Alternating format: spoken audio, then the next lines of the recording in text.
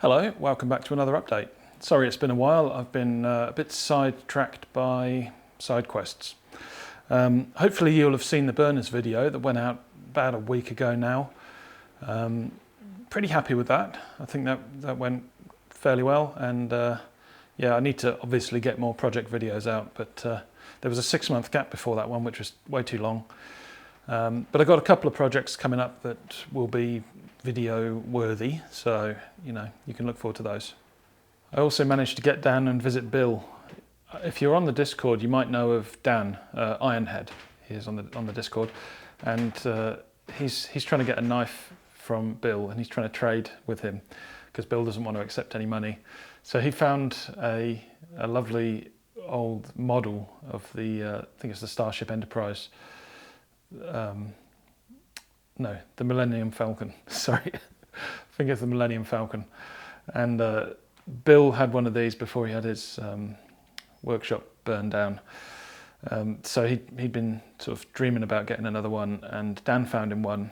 He sent it to me and I dropped it off with Bill. So here's a clip of Bill receiving that.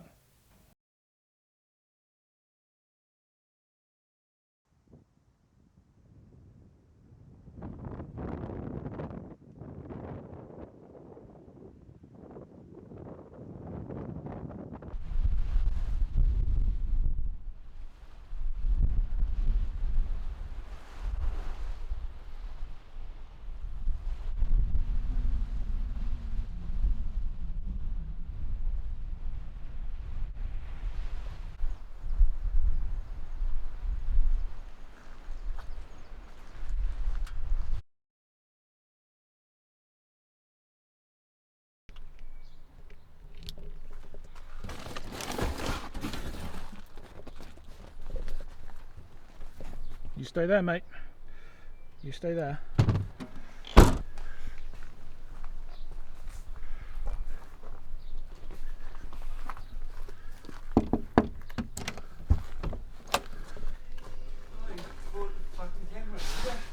Hello. Bring that bloody camera in here without permission on it. Oh, that's all right. Don't worry about that. No, shit happens. We need to film you opening this anyway.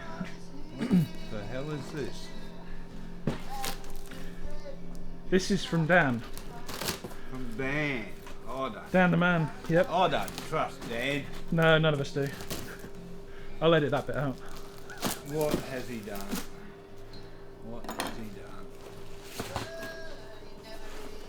Oh, Dan the man. Dan the man. Look at that. This is something you had before your workshop. I did. It burnt Went down, up. and this went with it. I always regretted And you can't get that them. I didn't finish. You can't get them. They were available for a few years in the 90s, I think. Oh, they're still about, but they're second-hand, they're old stock. unmade ones. Yeah. And that's I did open it and have a look inside. yeah, that's good. We had fun finding them. Oh, they're about. I think it was like German eBay or something. He went. It was bizarre. Thanks, Dan. There you go. That's gonna Keep you busy. interrupt me for a while when I get round to doing it. All right, I'll switch this thing off. Bonus. You're the man, Dan. There hasn't been much time for workshop stuff the last 2 or 3 weeks. I've been quite busy, but not all of it is relevant to you guys. I did help a guy move a Deckel FP1, a friend of mine. In fact, the guy that bought my Primo, he lives locally, and he had it on the back of a ute. So I had to take over a crane, and we lifted it off and moved it safely. I've also done a bit of filming and editing for my father-in-law, who runs the channel Niveler's Nightcap Notes. I basically do all the behind the scenes stuff, and he does the talking on camera. It's a whiskey tasting channel, and we batch out the episodes. So we record 4 or 5 in one session, and I edit them in the following couple of days, and they get released fortnightly after that. So that sort of ties up a couple of days for me when I do that. I'll leave a link below. I don't expect that you're interested in it, but if you are, then there's the link. Tons of gardening and cooking. It's that time of year to do the gardening, so that happened too. I also do some music stuff outside of these videos, and me and several friends get together and do a bit of a sort of band practice. And I've had a couple of gigs in the last 2 or 3 weeks.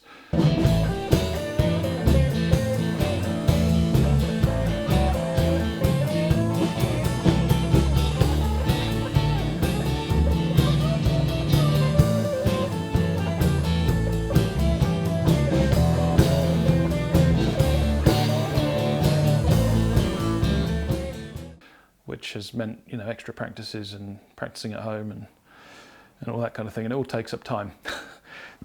And related to the music, I've had a couple of new acquisitions in the last 2 or 3 weeks. I picked up a Roland FP30X digital piano.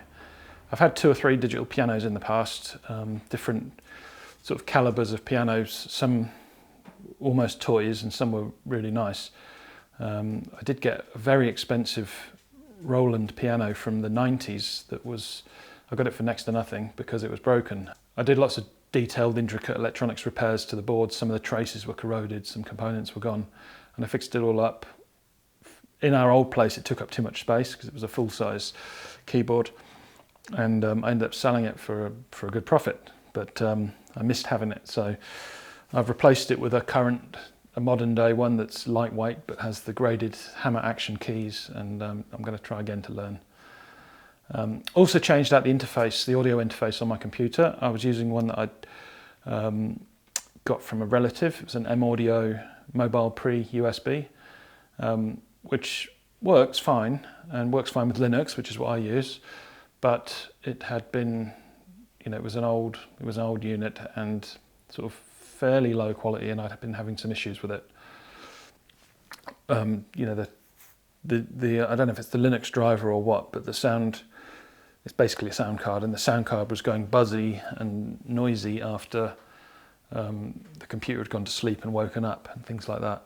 So I've changed it now for a Focusrite Scarlett, a used one but like new, and yeah, it's a joy to use. It's so nice, sounds so good. The only bit of workshop work that I've done that you haven't seen yet is the compound slide. I fixed the gib on the compound slide on the lathe, so let's have a look at that. Yeah, so this is the compound slide on my lathe, and I'm going to have to swing this around just a second. Yeah, so this is the compound slide on my lathe. I have made a screw for here, and I've made a change to this gib. I've squared the end off because this was snapped, and now the screw fits into the slot on the gib. Yeah, so I turned down the cap screw head diameter so that it didn't foul this point, and I made a ring which I drilled and tapped and then Loctited onto this thread, and that's squared up against here, and then it's turned afterwards to a specific thickness, and it sticks out a specific amount so that it fully engages in this groove. And this groove didn't exist. The groove was here, and this had been snapped off from here up. So I manually machined this, so I hand filed it basically, and I used a gauge block to make sure there's no axial play. Actually, this is something like 3.00 millimeters. This is something like 2.97. So there's about a thou, which just allows for a bit of inaccuracy. But when you hold the thing aligned, there's basically nothing. Because I wanted to pull this out to give me an adjustable range, I had to thicken up the static side of the gib. So I used shim stock to do that, and I've just glued it on. It works a treat. So that's the gib repair. It wasn't really video worthy. I guess it would be interesting in a video, but I was in the middle of that burner's job, and I just didn't want to. I was already sort of behind, and I would be a bit stressed about the job. So what I did was just got on with it. But hopefully, just showing you that gives you enough clues that if you wanted to do the same, you could. It's still imperfect. I think the dynamic side of the gib needs to be scraped, and obviously inside here needs scraping too. And I might dress off this damage. Some muppet has done this. I don't know how it gets that bad. I don't know if this was a school lathe or what before, but yeah, it needs a little bit more TLC than I've given it so far, but that's all right. That's at the wrong angle, but I'm just gonna nip that up and deal with that later.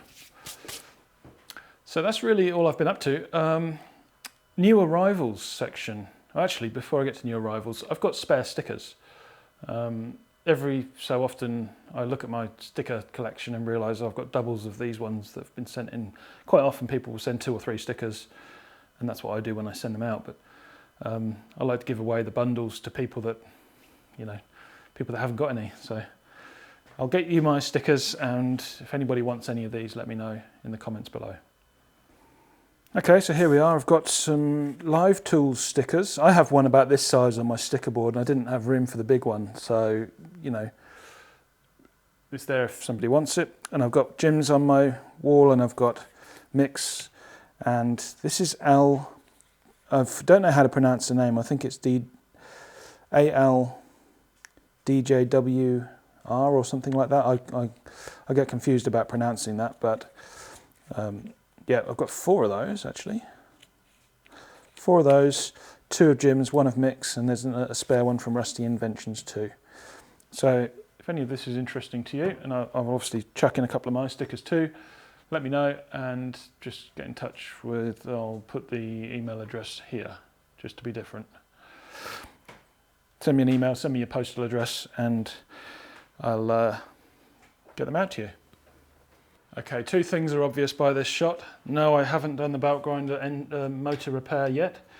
That is on the short list. I've had a lot of side quests, and I've been trying to clear my plate so that I can get back to that, and then this. And this is the materials for the Vandelay desk.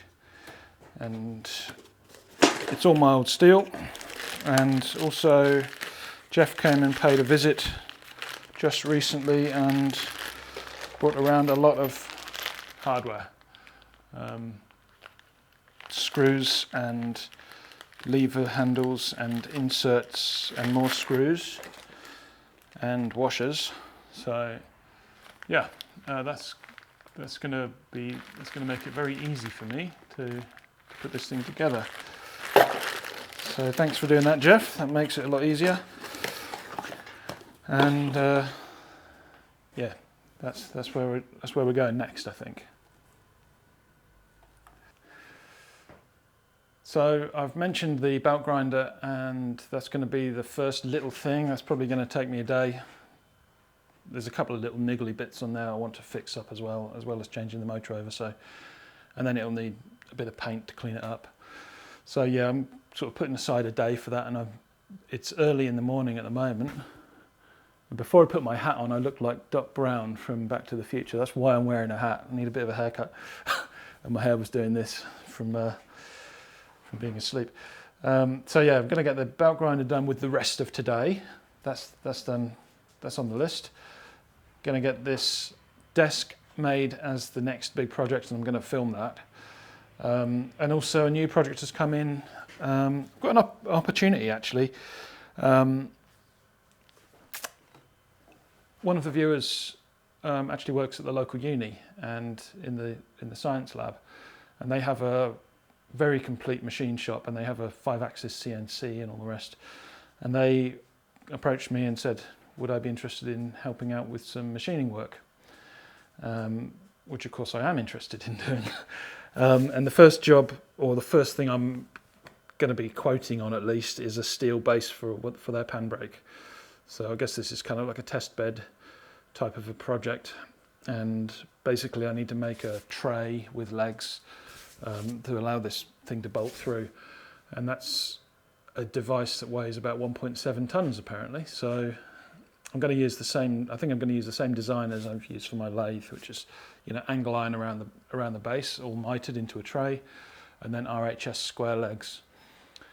Probably going to go a bit smaller than I have on the lathe, probably 75mm angle will be fine, and then some triangular braces across the corners in the flat plane for the feet to bolt through, just so it's all one unit. Anyway, I'm going to put a quote in for that in the next few days and see what happens. But I know they need it in the next sort of 3 weeks.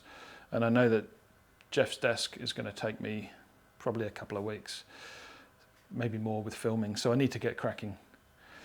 And of course, Christmas and New Year slows everything down. Well, I know that was disjointed and rambly and late, but those are my updates. Thank you for watching. Have a great Christmas, have a happy New Year, and I will see you soon. Cheers. Oh, and go and watch this guy, Matty's Workshop. He's not very well at the moment, but he's a fantastic guy. Go and watch him. And Rusty says hi.